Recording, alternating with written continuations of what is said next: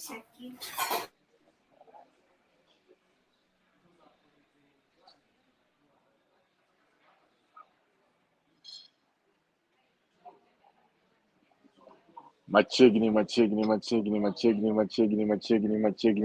uru. Mae en Onagi Gitwak Makende. Twak makelo dongruok mar Onagi. Kokendo kod an aboksan aila koya gwenge ma Kenya kae. Antie Nairobi ma kawuono ni. Amen. Kuom jogo man Canada, kuom jogo man Spain, kuom jogo man Dubai, kuom jogo man Netherlands, kuom jogo man Italy, kuom jogo man Belgium, kuom jogo man Germany, kuom jogo man UK, wan ka unun kuno, kuom jogo man Siaya, kuom jogo man Kisumu, kuom jogo man Homa Bay, kod jogo man Migori, wan ka unun kuno. Kawuono wan gi twak makende, twak masebedo kwarito gi chuny achiel, twak miluongo ni special edition. Akia ni asembo pacho in ready kanyo mondo irwaknwa wendo ma kawuono e studio, kose irwaknwa budho ma kawuono e nyasi ma kawuono ni e studio. Karibu sana asembo pacho.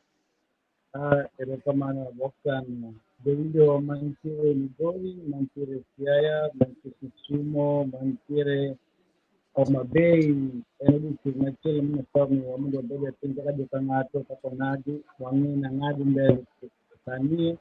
Sestudio ka wan gi achiel kuom jogo mosebedo ka mapile ming'eye Honorable Obungu Suguria Revolutionary. So wan kod studio ka kod Arap Madiba Dogman bang'e studio ka wara mana wapimo wach kaka joka ng'ato. Mheshimiwa kochaka ineno ka kawuono jo Azimio timo presa kendo giko ni osemau security. En wach madhi nade? En wach mane madhi mbele?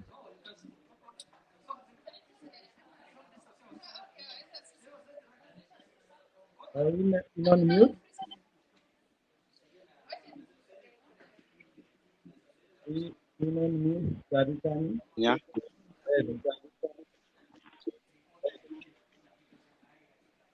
In sawa. Kabisa. Hello? Sawa. Yeah. Ago erokamano. Sauti yako iko chini sana mheshimiwa. Ongeza.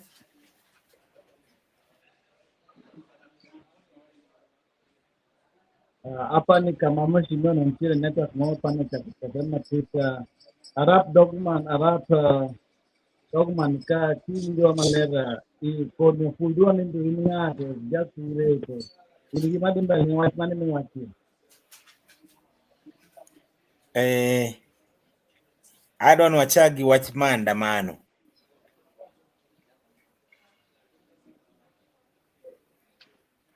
Kwang'yo wach maandamano, maandamano ni upano oterowa nade? Oterowa eyo makare koso omedo hinyo wa zaidi? Be nitie positive effects mag maandamano koso wadhi eyo marach? Mokwongo Arap Dogman ine serikal koso ine Azimio. Mokario mokwongo pachako. Ane diere ka ng'ane? Ane diere? Kine diere. And both sides. And both sides. Arap eno ng'ongruok. Maloko kido kama ber. Kama ber ne toloko kite kachalo gini. Kama ber toloko kite kachalo gini. Piny kae kibiro diere hibiro baro gini. Yo mogare to chopo kama yo garre tibaro gini. Kodi bedo ng'ama okonyre. An ka ng'ane? Akonyora. An ka kwach. Inyabaro last week no andie side achiel wacho nang'o? What next? After? Wachwane kama ber ni en ja serikal. Dogamba an kode. Koro ine serikal. Koro kaka ine serikal. Okane serikal. Okay. Okane serikal kendo kan gini. An tekni an gi positive attitude towards gima dhi mbele. Kaka inteni ya Dogman, ino gima dhi mbele ine nodhi nade? An aneno niya, wadhi maber kendo wadhi marach. Aya, wachagi bere. Wachagi ber. Boxan winjo maber sana. Yeah, awinjo Mheshimiwa oseduogo. Seduogo. Wadhi maber kamae nikech wang'i maber nang'o ni maisha sani tek sana.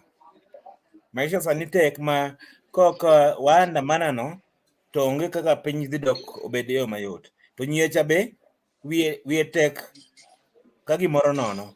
Debit nenore. Inya paro ka gine Wednesday after maandamano gite gini wuon no giwuok oko kinyne to giwacho gimok nyalre. To ka maisha tek nyiso niya ka ji ok oandamana onge kaka maisha dhi dok piny. Nyoro ne nyocha on 14th kane wach petrol ni meeting bedo ga on 14th to kiduoko mafuta oduok gi pesa mathis sana. Sama noidhe gi siling 15 yote. Koro maandamano ni koko bedo to maisha pod dhi bedo matek mogik ne ji te. Aya gine rachne en niya mwandu kethre. Adwa mana mondo ang'e stand mari. Ikomi in e dier dini. In jaluo man e diere. Ajaluo wuod nyakach. Maandamano berni to kendo koni sirikal berni. Adwa kelo mheshimiwa kae kapok wadhi mbele. Abiro biro kari Pok abire wach ni sirikal berna. Kan adhi kelo ber sirikal. Abiro kanyo. Adwa ni mondo ang'e mheshimiwa. No, nyijo konwa niya Mlolongo expressway the cost Kenyans 700 and something million and $50,000 the cost gine to koro to the cost Kenyans winje the cost Kenyans to ng'at mane supermarket ne otoka jacha ng'ama dhi chulo ngima mano lal nyithindo manogo tear gas ng'ama dhi chulo. Koro ka sirikal ok di mano acho niya mano kama koro sirikal koro rache jok mage madhi chulo joka ero expressway wach ni wan mwadhi chulo to ng'ama dhi chulo joka ng'ama ne supermarket ne omuki nyathi mane oring kod osiptal sama nogo tear gas ng'at mano negi nitie nyathi mano negi degni 19 very young boy koro ka gini nigi two different perspective ber ne gi rachne. So ka winji maler isewacho rach sirikal lilo. Wacho ber sirikal ka winji maber. Awacho ber sirikal dhi wuo. Ka winji maber ikoni maandamano ber dhi miyo cham duogo piny gik ohala gik moko duogo piny ngima duogo piny. Jomosenegi jomotoka bende sirikal onego mago rach ma sirikal miwacho. Pok wachona ber mar sirikal. Abiro iri kanyo dakika achiel. Adwa nawinjo giso mheshimiwa apenje penjo moko lakini network mare ne rach. Mheshimiwa kwano presa ma jo ODM otimo kawuono mheshimiwa pia Wandayi olando ni omau security mag kaluwore gi chenro mabiro mbele ka. En wach machal nade kipachi kata kineno gini en gima chal nade?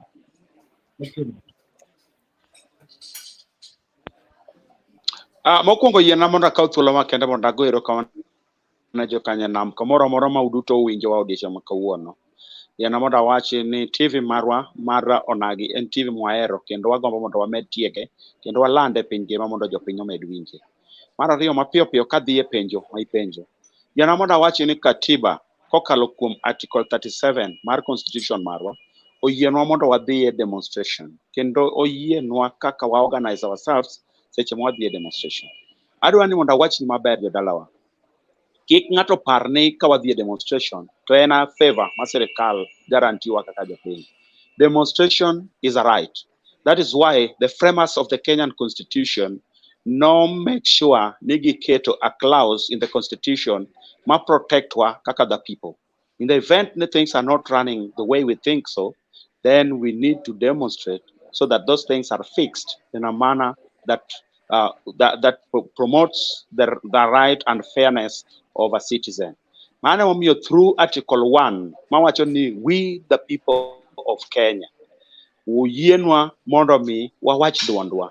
And through the Article 1 of the Constitution, ema wachiwo godo teko ne the elected leaders. Through the very Constitution, Article 1, wanyalo kawo that delegated power to waduoke lwetwa to wadhi demonstration. On the very question ma iye penjo very quickly, I want to say this. One tiere a rogue government, a dictatorship leadership, authoritarian leadership. Somebody who is in power who does not believe in the rule of law. Somebody who does not believe in the constitution.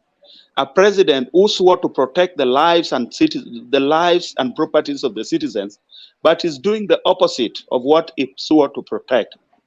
As we speak today, it is not a favor to our leaders, elected leaders. For example, somebody in the caliber of Raila Amolo Odinga, the former Vice President of the Republic of Kenya, Stephen Kalonzo Musyoka, and all elected leaders mantiere in the Azimio la Umoja movement, and more so ODM for the governors Ma Nyanza. Taking away their security is like threatening their lives. You are telling them that they are now rendered vulnerable to an extent whereby you are telling them that the next course of action that should happen to them, because the Constitution was not very foolish to guarantee them the security. Marario, this security that are provided to our elected leaders, it is not something that is given for free. We pay them as taxpayers. Therefore, we don't want to see any government trying to interfere with our leaders. It is barbaric, it is retrogressive, it is uncouth, it is uncalled for, and it is character unbecoming to the leadership Marde Kenya Kwanza. Therefore, we are challenging them and we are telling them we are condemning it in the strongest terms possible. We will not relent. Our leaders will not subscribe to whatever you are trying to put across. Whether you deny them the security, whether you kill them, their spirits will still live on. And the spirits of the dead people that you have murdered will also come out stronger and regroup to fight the dictatorship in power. We are seriously frustrated. We are seriously shocked that a government that is in place, which promised the people to protect the rule of law, to safeguard the rule of law, to follow the rule of do the opposite of what is expected of them. Right. Mheshimiwa, engineer. Yes, in Article 37, we have the right to picket. Yes. We have the right to demonstrate. You have the right to, but you think you have the right to destroy or destroy properties? To assemble.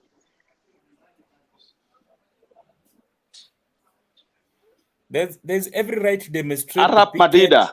It is not the role of the people. Let me tell you this, my brother.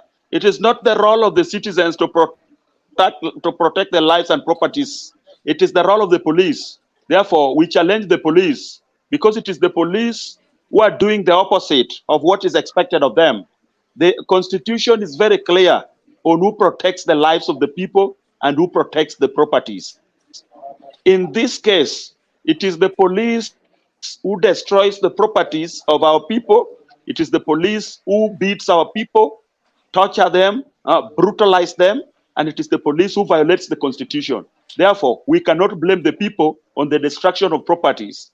For example, at Juakali, police of the Juakali, ma police of bio-grenade, handmade grenade, more the moket or wango utema Juakali. Mano is not something that is supposed to be done by a police. Police kao kidi bayo goro japiny, kendo gen be koro chopo kama koro gi kao timbe jopiny, instead of putting law and order, instead of restoring law and order. Therefore, in terms of Gitwak, we're blaming the police. When you ask me such a question, it's like you're part of a government which is frustrating the citizens, and I will not allow you to go that direction. Mheshimiwa, sasa ndio rasmi ida kazi moponi ndiere ngat machung katikati sasa siluonge ni ng'ongruok ng'enye ng'ama maber ne gini kara mbulu to loso rambulu gini kara kwar to loso rakwar koro ng'ongruok dag to tek to mano gima bende oseng'edo kanti dalawa kae Onagi ka wan gi jogo ma ka sirikal ni kocha to giringo gidago sirikal gichiemo to ndalo to ndalo kora to giduogo gidago ODM inyo gi certificate gidago ber koro mheshimiwa kada penji mapiyo piyo kodhi mbele ka jogi noluongo abrupt meeting e ot mamalo ma kendo ker ne gipango meeting ma giwacho ni koro gida wuok rakre kodi kaka jopiny winjo ini upangri nadi kata jowa mantiere kuonde mopogore opogore en ang'o minyalo ne jopiny kama gintiere nikech koro chalo gima giseikre mar biro koro ochalo gima gidhi e dhawo to un kaka jotendwa useng'eyo kuonde ma jogi dodonjo godo kuonde ma jogi dobiro godo winjo kik jowa hinyre e lwet wasiki.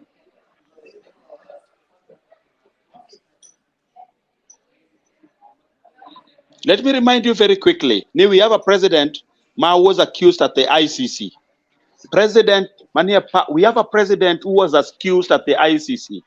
President who was serving some case before the ICC.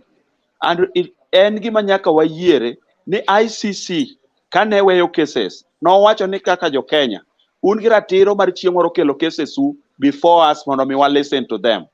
Adwa na wach ni kawuono because one tiere somebody as the head of state who does not understand the role of the president.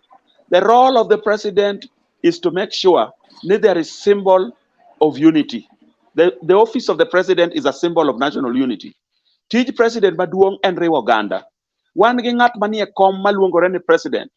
Ma wiye owil gimomiyo noyiere. Ma wiye owil gimomiyo nokete kom. Atiyo gi tam mar noyiere nikech katiba wacho ni noyiere. Omiyo adwa nyisi Asembo. Kawuono ka president nyalo timo meeting e State House. Kama onego bed ni kelo oganda duto te. To instruct jok ma support is sympathizers. Jok ma support is administration. Nigi make sure nigi mobilize themselves as elected leaders kende miyo gi facilitation to fight the citizens whom the constitution allows.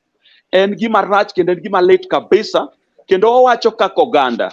We will not be frustrated, we will not be intimidated. Kendo wacho ni kaka jopiny wan wang'eyo ni katiba omiyowa thuolo mar timo gima wadwaro and onge ng'at machielo mabiro chung' e mbele constitution. Ka president nyalo wacho gi dhoge kende wuon ni jopiny koro dhi protect their properties. Does it mean the president is reversing the constitution? Mawacho ni police ema protect the properties. In the event that goons are mobilized by the president, by the state, to come and defend their properties, ang'o ma iparo ni dhi timore? For example, if goons are mobilized from Kisumu and brought to taken to Nairobi, they will fight the supporters not of the Azimio but the Kenyan people. Demonstration makawuono is not about the Azimio supporters. Goons mobilized from Nairobi will not fight the Azimio supporters in Kisumu. It will fight Kenyan people. Kawuono we are united courtesy of anger. Kechoriwowa kaka oganda. Emomiyo jo Kenya duto tetimo maandamano. We must recall, we must start following kuonde ma problems nyowuoke. Before everything today, we know that there was some problem somewhere. And Raila Amolo Odinga has been very much patient in terms of pushing for all this. Baba nyowe maandamano chien kucha. Let us start engaging through a process of bipartisan. This rogue government decided to keep deaf ears, not to listen to the problems that affect this country. They were told not to pass the finance bill into act. They decided to force it against the throat of Kenyans. They passed the finance bill into place. Currently, as we speak, the finance bill before the court has been suspended, the Finance Act before the court has been suspended, simply because it is violating the rights of our citizens. That is why we are saying whether the president invite all his supporters to State House and instruct them to fight Kenyans, he will not succeed in killing the entire population of this Republic of Kenya. This war is not about Raila Amolo Odinga and William Ruto. It is about the Kenyan people. who are going minus food on the table. It is about the Kenyan people who cannot afford to put 3 meals on the table. It is about the Kenyan people maka wuon ok nyal tero nyithindegi school. It is about the Kenyan people maka wuon cannot afford fuel at the pump. This is a government that does not want to be in power. That is why William Samoei Ruto has invited war. And on Wednesday, we are telling William Samoei Ruto, if something there happens to Raila Amolo Odinga, we are going to burn this country. We are going to turn this country into pieces. And that I can assure you. Kare. Kabine Arab Madiba serikali wacho ni ber ni. Ker mosepango moyungo chokruok gi joge mondo ng'anyo mondo ogore gi jo ma ng'anyo. In wach no ber ni kaka ng'ama nitiere kaka japiny manogone serikal no mbulu. Wach mani piny kiwuok idhi uso ke ok ibi wuotho kirwako nanga mar Azimio nanga mar UDA kidhi biashara ma magi na kawaida. Osegisepango jogi madhi wuok madhi gore gi manenda. Koro in wach ni ber ni kaka ng'ato manogone serikal no ombulu kata ng'ama support serikal no.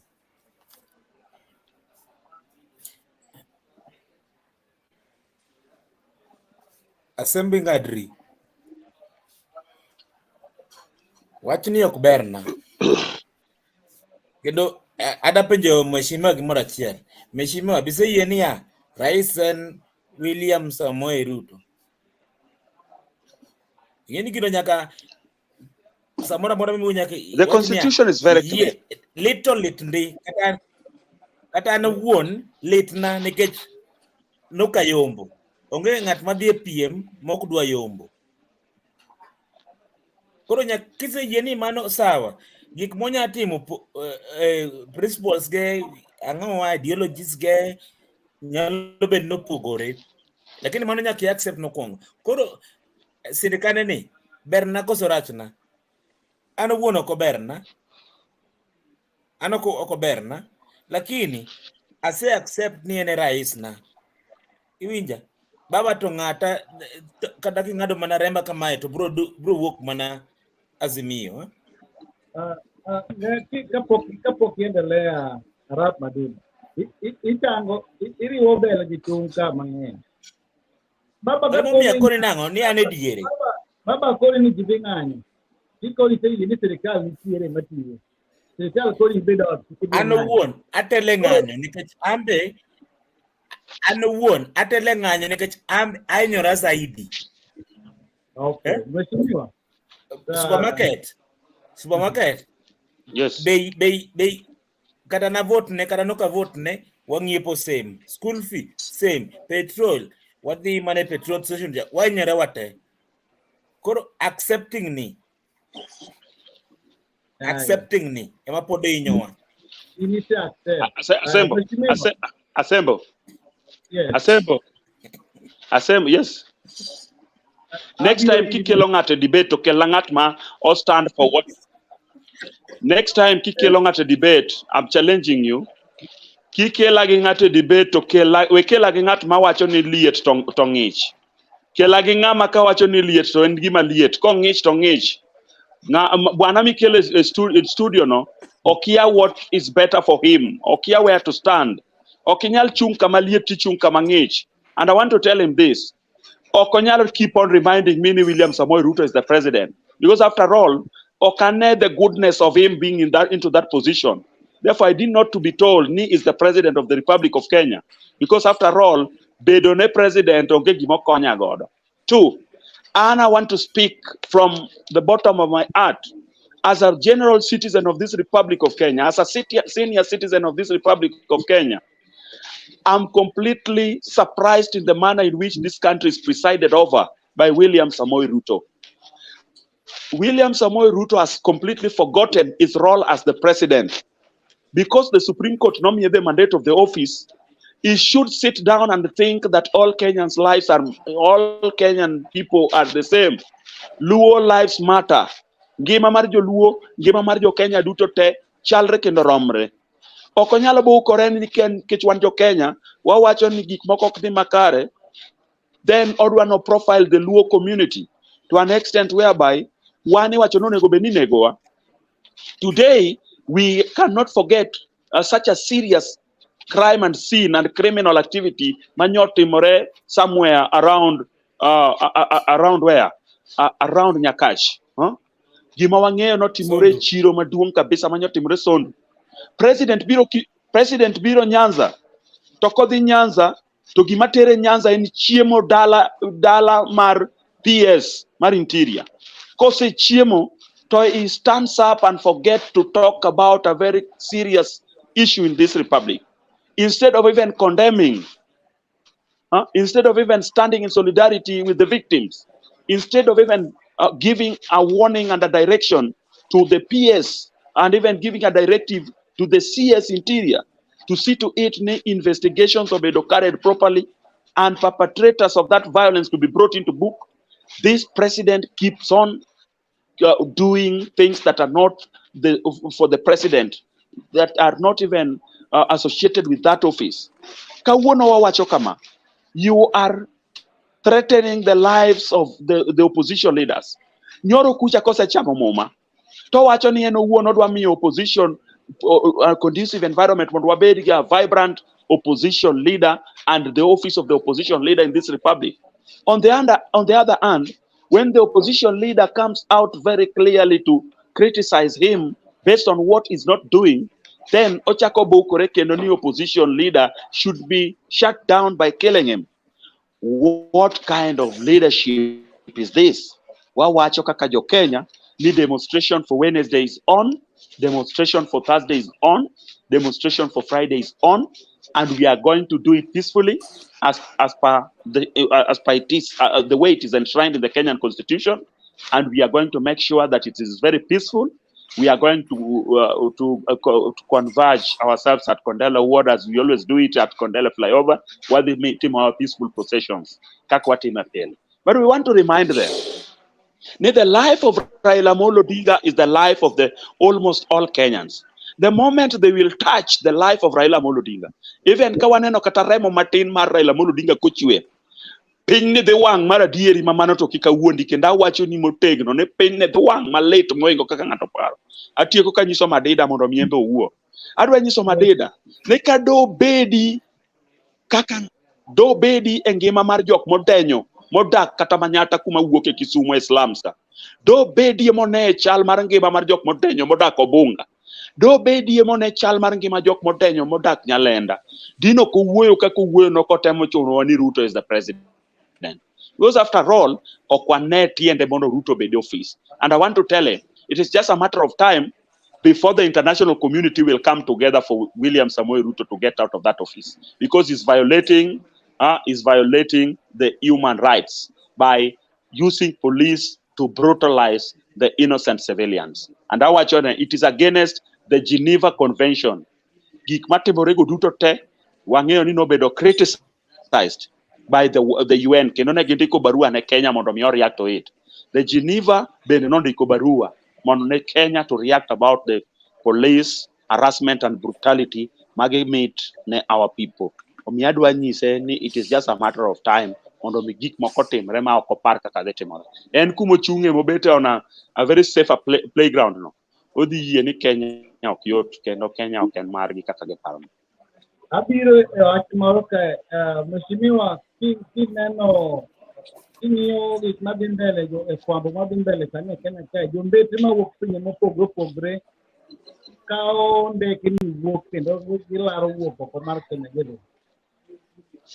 Gini kelo koko, gini kelo kuyo mang'eny, kelo miyo tugni e pacho ka madano ni ang'o me jombete ka gine mane kelo ng'ani kae ma iketo ng'ani kae sani koro girongo gi wuok gedo na gedo.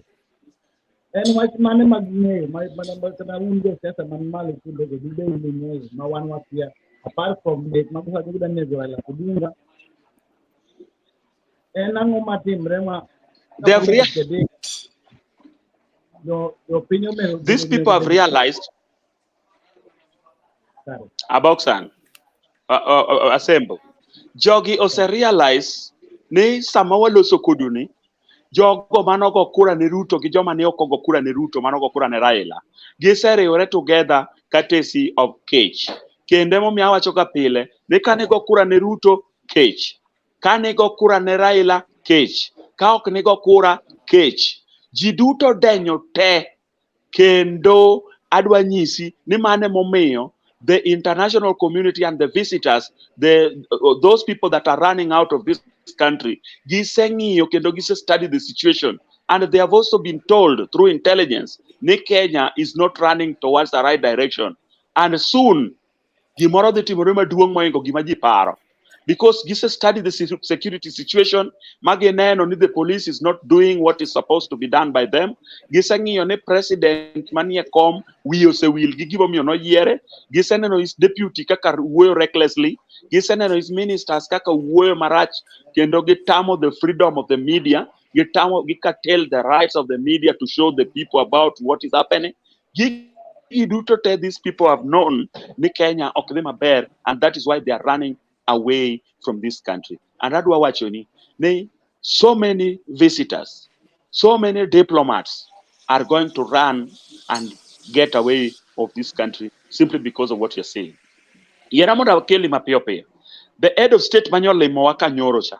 Nokobeda accorded the state nokobeda accorded the state ango, okobeda accorded state let me say state what? Okno miye the state welcome. Okwaneno kata through the media kitimo ne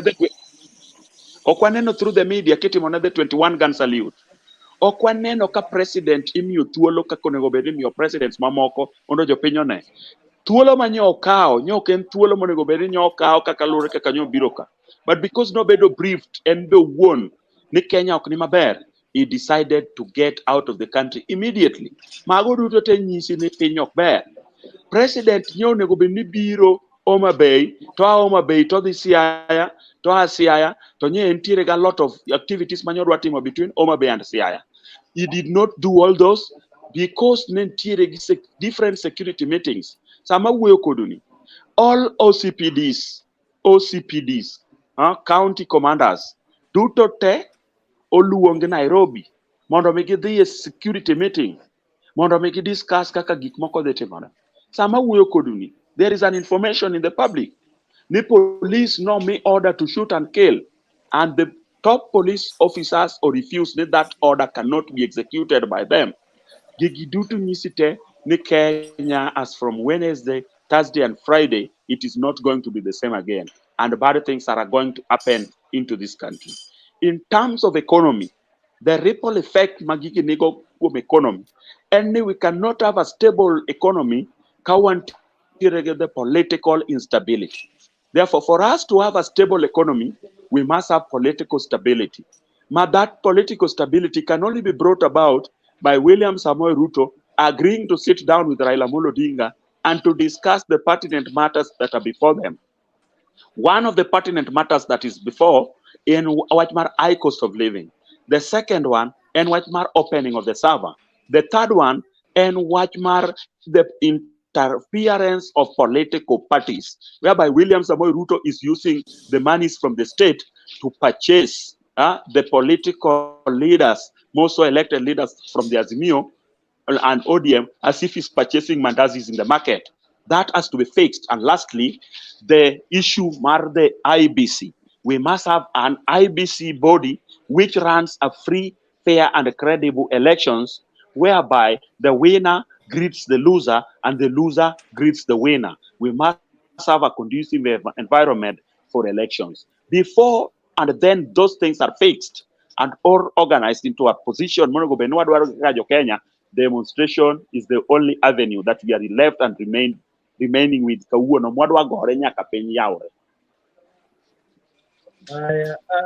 Arap Madiba. How many years?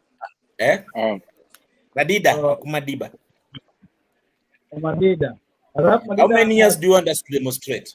To fight? Arap.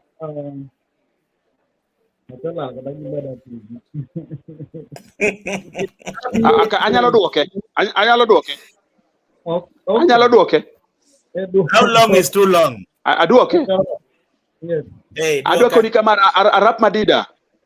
Adwa nyisi kama my brother, because you are somebody I respect. Though I've not met you, but I respect you. I want to tell you this. We'll meet. We'll the Constitution is very clear. It's okay. I'll only meet you when you are supporting the right cause. But when you don't want to stand on the right cause, then I'll not meet you. I'm sorry to talk about that. And I'm not somebody who misses his words. But let me answer you in this way. Okay. Let me answer you in this. Let me answer you in this way.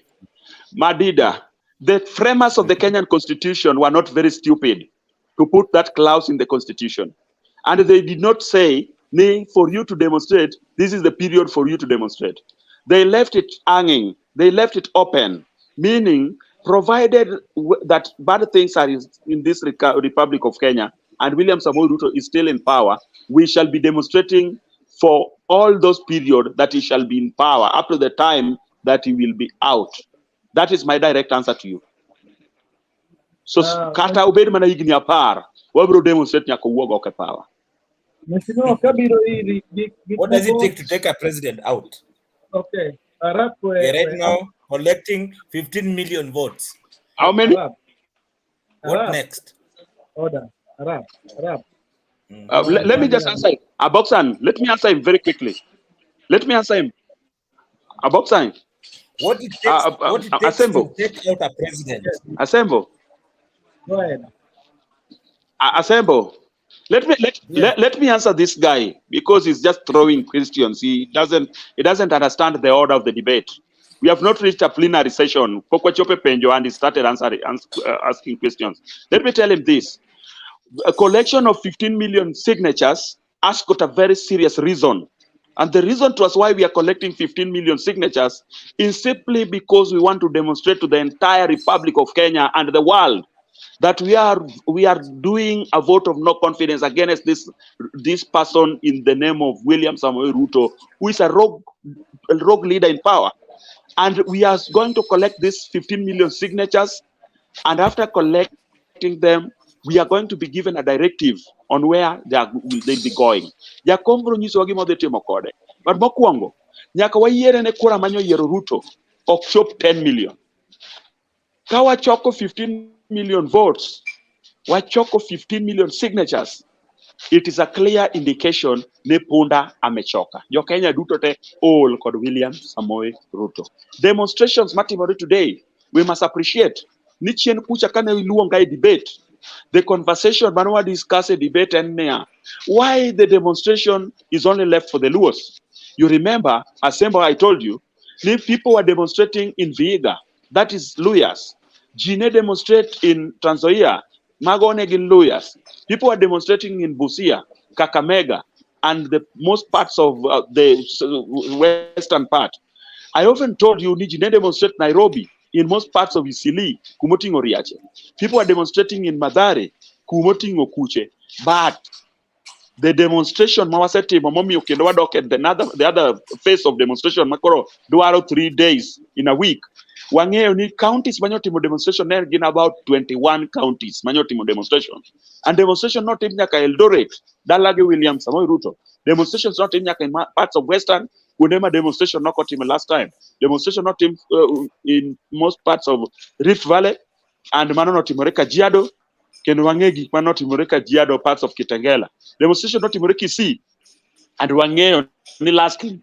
Demonstration not Timorenyaka in central Kenya, from Nakuru and other parts. It is telling you that the momentum at which people are coming out, the demonstrations that is going to happen this coming Wednesday is going to be very bigger. In fact, I'm calling this the grandmother of all demos, because we work a mother of demonstrations and we are getting to the grandmother. And lastly, on Friday, it will be the ancestors of all demonstrations. And I'm preparing you to watch the effects of that demonstrations. William Samoei Ruto will just get out of power by himself. I can assure you out of that. Yes, Mheshimiwa, sorry. Oh yeah, okay. Oh yeah, sorry. An gipenjo moro Mheshimiwa. Akeni an kaka common mwananchi raia. Yes. To wawinjo ni maandamano ni biro chieng Wednesday. What should you expect? Or as a visitor, as a foreigner who is in Kenya, what should we expect? Engage, as you say, it's going to be very intense. How intense is it going to be, or what is it there to be ate on that day?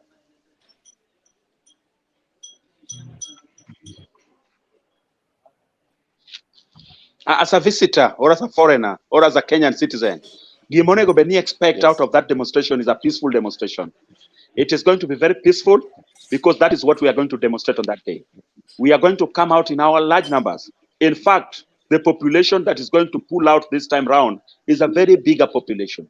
We are going to turn out in our large numbers, more than even the one that we did on that last week. This time round, because the government keeps on using its machineries to scare us. The more they are scaring us, the more we are coming out on the streets. And we are going to tell the government that the people power is bigger than people in power. Teko manie lwet jopiny duong' moingo teko manie lwet jomoyier. That is what we are going to demonstrate on that day.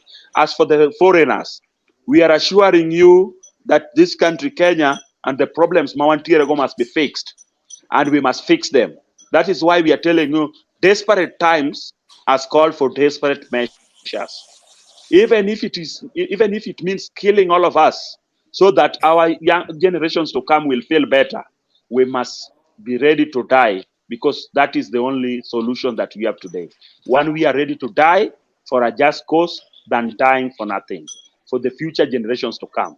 As for Arap Madeba, these are people machal gi joluo kaka Ojianda, machal gi joluo kaka Elisha, machal gi joluo kaka Karoli, machal gi joluo kaka Ranguma Gouta gene, monyiew gi pesa matin mondo ping oganda mar luo, nikech gionge gi agenda ma ginyalo chung' godo mbele jopiny ka ginyiso godo jopiny. Omiwacho no Ojianda must go. Omiwacho ni Elisha must go. Omiwacho ni Karoli must go. And I want to tell you today, onge odiochieng' moro amora mibro yiergi e piny Luo ka, because they have decided to betray the cause of the Luo people. Today, our unity is shaken simply because of Elisha. Today, our unity is shaken simply because of Jalango. Today, our unity is shaken simply because of Ojianda. Parne kanegedi a meeting, Kanyipir. They had nothing good to talk about, but only to talk about how they are betraying the Luo people, and a discussion about kako negobeni negoraila. We are telling them that it is shame on them, and we are nyisogi that whatever they are doing today, magigin gik mano setim chon by those people mano betray Jaramogi Oginga Odinga. In the history of the Republic of Kenya, there are Luos mano setimo the same thing, to negi expect different answers. Today, these Luos that are in power today and following William Samoei Ruto, whatever they are doing today will also remain in the books of this Republic of Kenya, that they did the same thing and expected a different answer, but they ended up coming out with the same answer, which they did not want. But atieko kawacho kama, nikech Luo ma osenyiew kod pesa, nikech sirikal mar William Samoei Ruto kao pesa monego beni gero ndara mar jopiny, kao pesa monego beni nyiew yedhe osiptande, kao pesa monego beni konyo jopiny e weche mag somo, to nyiewo godo jotelo moyiew kod ombulu mondo jotelo gore kod jopiny. Wawacho ni history will judge him wrong, kendo he will go into the books as the first holder of the office of the president mane otimo gik maricho moingo presidents duto te mosebede Kenya ka. And lastly, let him be ready to face Kenyans at the ICC, because that is what is waiting for him. Because people are going to die on Wednesday, courtesy of his goons that he sponsored. People are going to be maimed on Wednesday, courtesy of his sponsored goons and his leaders in the UDA government. And we are telling him he will be arrested, he will be taken to ICC, and let him be ready with his lawyers to defend himself at the ICC. Thank you. Mheshimiwa, kwa leo maber kabisa. Angi pengo moro kapo ka akele madida ko. En mpango mane ma jotendwa maluo Nyanza oseketo nikech jomo go chongi kabila mamoko gi. Ere useketo pango maber mondo jowagi kik gibed hinyruok ahinya kuom joma oko gi nikech kanyo ang'iyo Sondu noero ka jowagi no mang'eny no yire mang'eny kendo ne giyudo profile nikech gin Georgia gikop. So nitiere gima osebedo kaka jotelo mag Luo Nyanza kanyo mondo jowa mogo tong' gi kabila mamoko gi kik hinyre ahinya. Koso gin gidhi dak kamano nyaka koro nyaka bang' ng'anyo rumo. Asembo. Ingenia. Yena wara nyisma. Ingenia lweny masondu kikibani politics no changia sana. Mano en history mar border between Kisumu County gi Kericho. Nochakore chon ma ne gimanya gima spearhead gino mondo mano lweny mosebedo ajanya kach. Lweny no osebedo en history long ma chalo jirani min gi kisirani lakini pandoga imanyo gima chwanyi kode. Ineno sama ne joka wuotho gi gine gi asere ka gidiro ne jo sonduku joka kane nigi machungu manoa chon mamano gino ok wanya wacho nang'o ni nikech koro lweny ne maandamano nitiere hapana. Kericho dong no lor ndara dong Kericho en dag gani Ruto dong no lor ndara kamano ko expect ni shida nyalo bede. Koro apenjo machuma ni be nitie gima magisetimo kaka jotendwa mag Luo Nyanza mondo kik gichak timre kendo ma jowa hinyre e tong' magwa gi jo kabila mamoko. Mano e penjo ma apenjo machuma. Asembo. Yana moda wachni kamae. Asembo. Yana moda wachni kama. Nikech owadwa Arap Madida ok oyie mondo ochung'ie adier. Odwa no defend the government nikech oyudo some little tokens. Odwa no defend the government at the same time odwa no more the public. Let me talk this very quickly. Adwa nyisi kama Arap Madida wacho ni en janyakach, meaning ni en jadak e Nyakach, ok en wuod Nyakach. That is the right dholuo nikech wawuoyo go Onagi. Ng'ama onyuole e Nyakach iluongo ni wuod Nyakach, ok an janyakach. An wuod Seme ok an jaseme. Ok ya history mar Nyakach nikech en odhi odak Nyakach. Bas koro kin wuod Nyakach to wanyalo wuoyo kodi kaka wuod Nyakach. But jan Nyakach to kanyalo wuoyo go nikech mano ng'ama odak Nyakach. Uchal go jianda modhi ichal go jianda mawacho ni en wuod Nyakach to dhi odak oko mar Nyakach. Adwa wacho ni kamae, adwa nyisi kama wuod Luo. Wan kaka leaders ok wanyal discuss serious issues kata mana wa secret ma they defend ourselves because sani and as Luo people we are left to fight our own wars as Luo people. Luos obedo profiled. Therefore kawuono kabi wacho nu our strategies mwadhi tiyo godo. Anadhi mana nyisi kama I want to challenge this government. This government is courtesy of our taxes. The police officers are working courtesy of our taxes. All civil servants in the name of CS Interior, PS Interior, and all police apparatus are there working courtesy of our taxes. Tijgi maduong' kabisa is to protect the lives and properties of the Luo people and all tribes that are living in Kenya. Adwa nyisogi, nikage make sure negi sponsor goons outside to come and attack us. We shall not tell them what we are going to do, but we are also organizing ourselves on what and how we are going to react about that. Atieko kawacho kama. It is not that the issue mantiere in Nyakach is about the boundary as such. If it is about the boundary, why are the leaders that are staying along the boundary, around the borders, not encouraging mondo migibed piny to have a discussion? Because Kisumu County is a county moyie mondo wabed gi peaceful coexistence. That is why, despite the fact that Sondo is in Kisumu County, we have allowed the people from Kericho to come and collect taxes. Gin godiochieng' ma gikawe taxes, wan godiochieng' mwakawe taxes.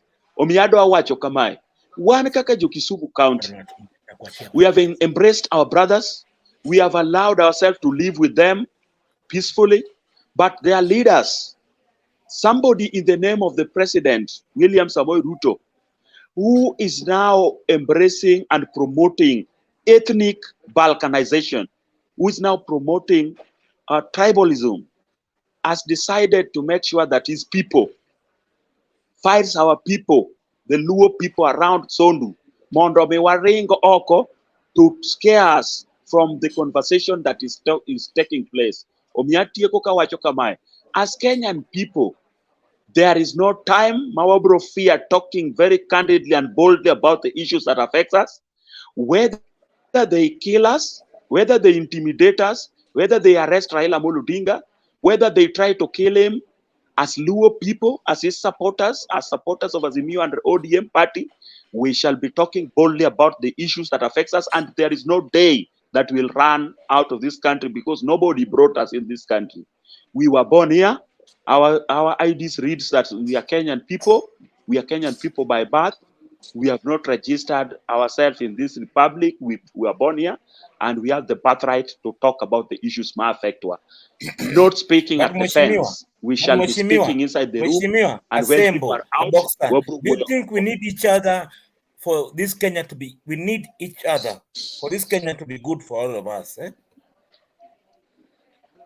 Tell your president not to talk against. Tell your president not to talk at each other. You know what? The president is an individual. Eh? President ni mtu moja. The conversation. Get this point, my friend. Get the point. Let me react. Let me react. Can I react? Can I react? Please do.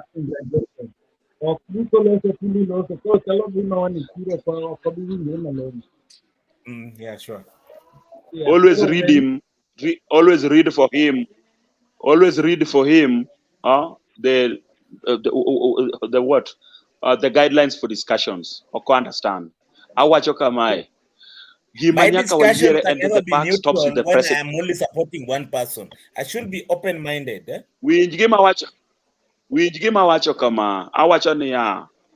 The buck stops with the president. The office of the president or the office of the presidency is an office that symbolizes national unity. The conversation starts at the presidency. Therefore, William Samoei Ruto has all the keys to dialogue. That is why we are telling him through Raila Amolo Odinga that if he wants peace in this Republic of Kenya, let him accept that he was defeated by Raila Amolo Odinga. Let him accept that servers must be opened for us to know who won.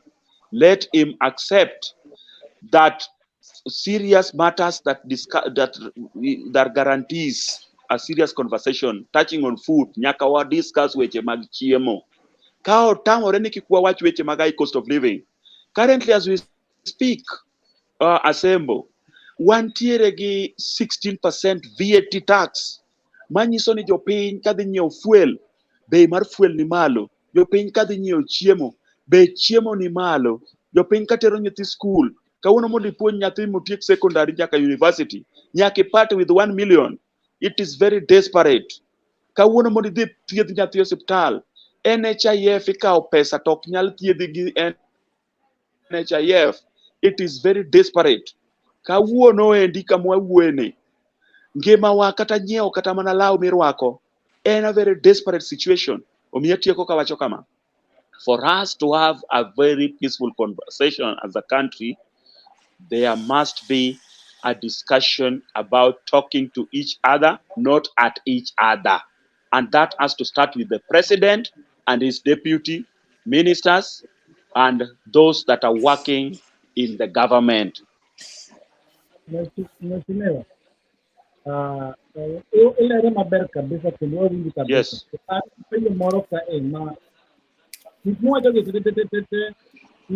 Bipartisan talk, bipartisan talk. Ni luongo gi mondo jobed gine chando jowach mag gine magwala gi negidagi jowach gi. Ni koni gin gisekawo telo, gin sirikal matiyo kendo ok gidhi lor kata dhi mbele. Kendo nani ani. Koro wachako maandamano sani keto nyinde mar Raila Odinga ok dino chinge, kata bungo wito dino chinge, kata James Orengo dino chinge. En un pango mane maka dino mwamoa. Na jolweny kodonjo. Kata moko nyamo jolweny ma jolweny mwae piny ma oko donjo kendo. Awacho revolution. Kwarie kanya ka jokanya. Ipenye swali maberna sana. Madiba. Swali no berna sana. Asembo. Yes. Asembo. Yes. Gima wadwaro kaka jopiny. In fact, wagombo ni ochop to a point whereby jolwenyo bi. Kech ka jolwenyo biro, then it means ni koro the citizens shall have succeeded in terms of pushing for their agenda. And jolweny ka biro to gidhi kao power. Kagi kao power, wang'eni out of the constitution marwa ma Kenya, owacho ni sama jolweny kao power ma power ni e lwetgi, police bro bedo raia. Ka police osebedo raia, jolweny bro bedo gi power no for some period of days. Then we can get to an election. Yiso nwa bro bedo gi some interim government. Ma jolweny will tell us what period that we need to go to elections.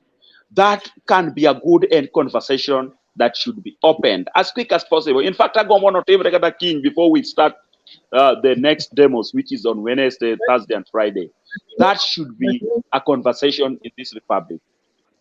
Mano mana konche marlo de wenko kao serikal. So gini ko mo jolwen. Yes. Kata piny mar Rwanda no mo jolwen. Piny mar Togo to mo jolwen. Piny mar Somalia no mo jolwen. Piny mar Sudan mamlambu no mo jolwen. Piny mar Sudan makati no mo jolwen no ko barogore. What is it Mako kibi kenge wen mo ako. Mo ay mo ko mo bi. Wanga Onagi. Wagombo ni ochop kata to a point, iwinja Asembo. Ochop kata to a point, ma jolweny ma oko biro mondo gidonj ka, moingo kech manego gandawa. Moingo weche mag tek ma wantiere godo masane ma wan godo. It is better they come and help us solve the situations that we are facing today.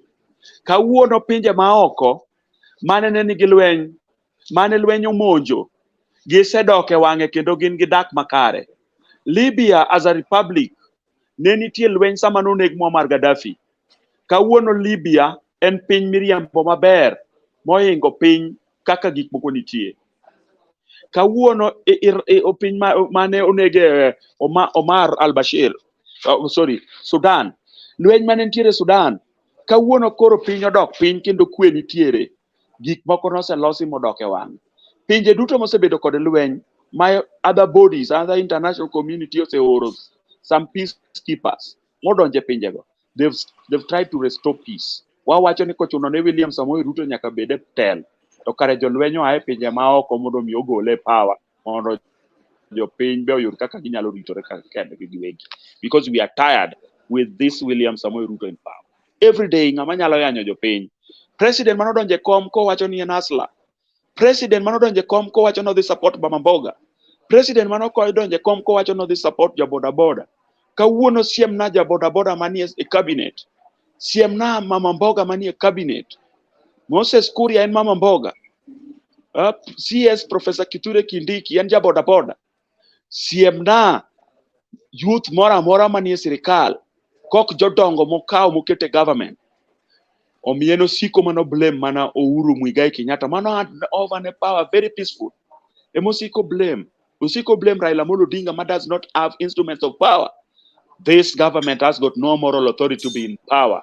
This government deserves to be home as early as today. We are tired with this government. We are saying no to William Samoei Ruto. Sana kasayu awakabisa kae madida. Ini kwenye kwa mheshimiwa papa kuatie kwa mondo kwa penye mogi kujisaba na kwa Kiki chaki kel ng'amo mere studio Madiba mer kiwuoyo to chapo jo madho kongo mang'eny. Ne kata kako chal Madiba mer. Not sober. Madiba mer. An gima nya wacho mheshimiwa a current situation adonwa bedo jokma in both side Iso niya ka advice wuok nang'o ok ni nyakwa tho gi baba kata yore dhi marach onego beno koni ba yo ni to ber wagoye kona kae iwinjo lakini kwa stick paro kamora achiel mano inegori kendi Over to you. Okay. Abokan, sauti sudo madiba dogi pacho ni okone dogi ferachiel gini group man di limoar mane dogma den dali di limoar. So madiba gini di limoar mani sirkande da sugoi.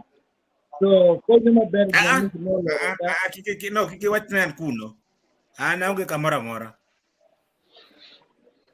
Madiba kumi eno In ngongruok. Kanye. Eno ngongruok. Kalau kita buru. Goro nabi mawujo kamora mora mantiere ino mabe in gori in kisumo in siaya. Wae kreuri ke kwa ujo kama mheshimiwa loto kae hapo kutiro kwa bodi ya kuna watu ni mugi.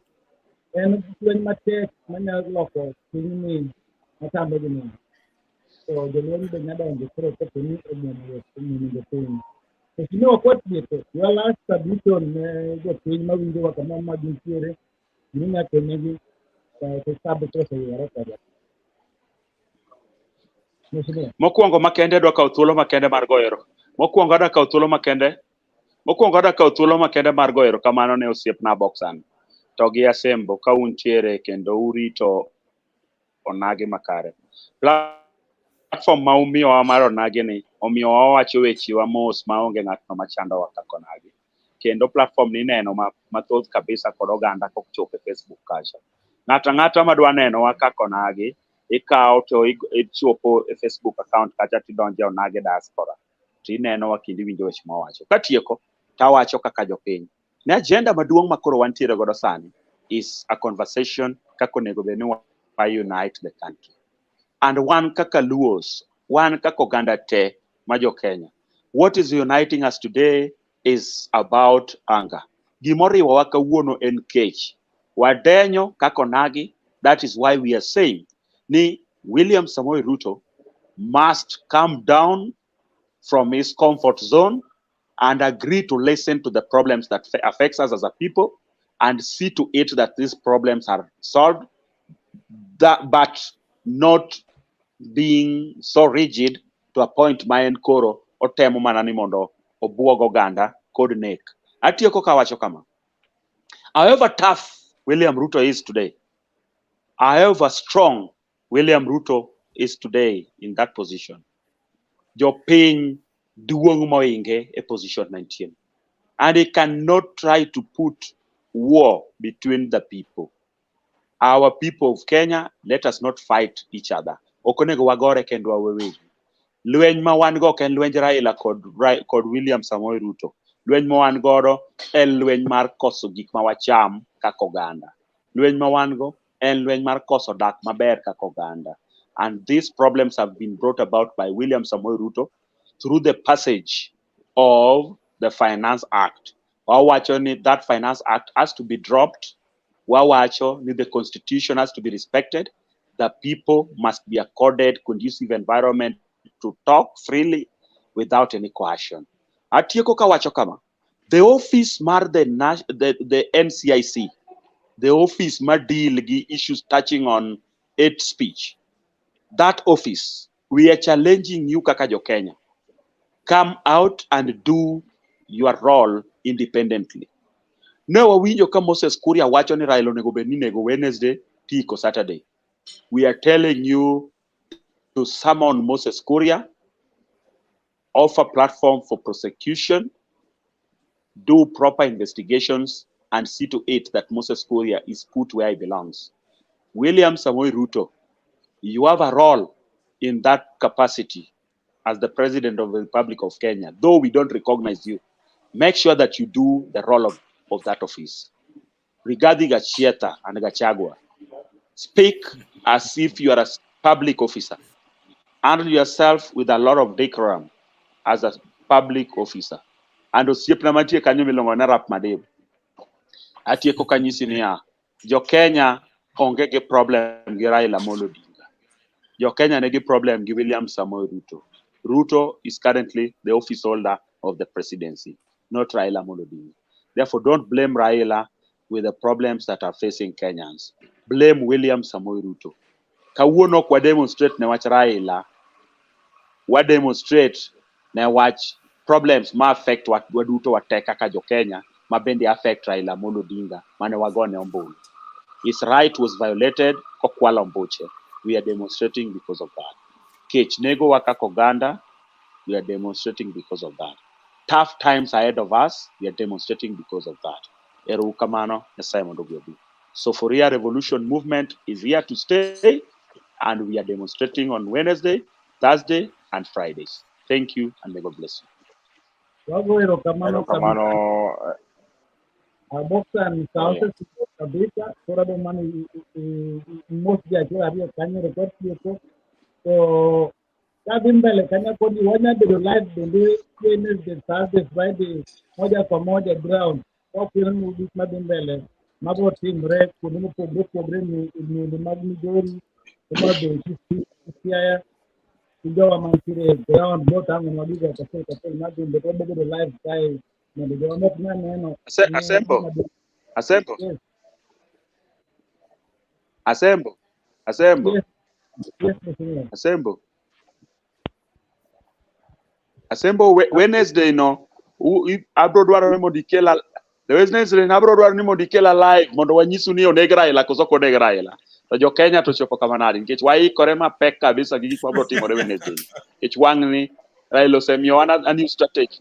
Osemio one new strategy mabro timo go demonstration, and we are assuring you ne wan wakaw mana orders through Raila Amolo Odinga. Thank you. We shall be demonstrating as directed by him. Welcome. Let's pray for a very peaceful demonstration. Yeah. What will be the live boxan? What will be the ground? What will be the live? Yes. Machini kabisa. Erokamano dutote kumjogo musubedo kai. Obedo truck maratipo adua seriously. Aneno madida ubiro kanyo gi mweshimio Ubungo Wich. Erokamano sana. Erokamano tadwa go erokamano no kumjogo mane uneno wa online kai. Adogo nero kamano Willis Ojok. Adogo nero kamano Mark Akango. Adogo nero kamano wow, jogging rembo erokamano sana. Emily Mbori erokamano sana. Dorino Witi erokamano sana. Griffin Dukes erokamano sana. Erokamano sana. Nyarsu erokamano sana. Nancy erokamano sana. Erokamano Steve Wanda erokamano sana. Enoch erokamano. George erokamano sana. Chieng' Wednesday wabibiro kun achiel kuom achiel kaka ng'anyo dhi to wabo kelonu achiel kuom achiel. Erokamano sana kuom jogo duto te mosebedo kae to kod jogo duto te mane gwenge ma oko. Erokamano uru. Nyaka warom uru kendo week mabiro. No, waromo chieng' Wednesday. Erokamano sana. Erokamano.